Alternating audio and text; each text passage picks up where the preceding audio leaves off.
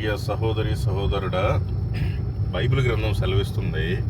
యోహాను సువార్త 9వ అధ్యాయము 4వ వచనం.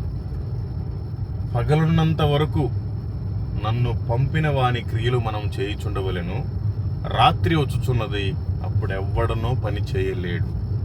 కాబట్టి ఆయన రాకడ సమీపించింది. ఇప్పుడు మనకి పగలనే గుర్తు. ఇది ఈ పగలున్నంత వరకు మనకేం ఎటువంటి ఇబ్బందులు లేవు.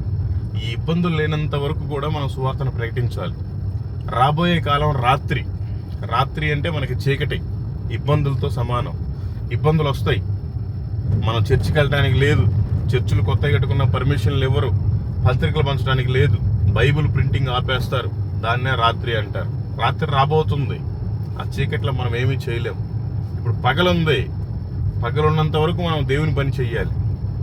కాబట్టి మీ పనులు మీరు చేసుకోవటం కాదు, దేవుని పని కూడా చెయ్యండి. అవకాశం ఉన్నప్పుడే మనం సంపాదించుకోవాలి ఆత్మలని. అవకాశం లేనప్పుడు ఏమీ చేయలేం. ఇప్పుడు అవకాశం ఉంది. మనకి ఆంధ్ర తెలంగాణలో ఎటువంటి ఇబ్బంది లేదు. అదే నార్త్ ఇండియా, యూపీ కానీ ఎంపీ కానీ వెళ్తే ఒక కరపత్రిక, ఇదిగోండి ఎగ్జాంపుల్, ఈ కరపత్రిక ఇచ్చి యేసు ప్రభు దేవుడు అని చెప్తే 7 సంవత్సరాల జైలు శిక్ష, 10 లక్షల జరిమానా. ఇక్కడ ఎటువంటిది లేదు కదా. మనకి ఇంకా చట్టాలు రాలేదు కదా. రాబోయే కాలం ఇక్కడ కూడా చేసే అవకాశాలు ఉంటాయి. అందుకని ఇప్పుడు అవకాశం ఉన్నప్పుడే మనం ఆయన పని చేయాలి. పగలు ఇప్పుడు మనకి అది, రాత్రి రాబోతుంది. ఆయన పని చేయలేము. అందుకని దయచేసి మన పనులు మనం చేసుకోవటం గొప్ప కాదు, దేవుడి పని చేయటం గొప్ప. Thank you.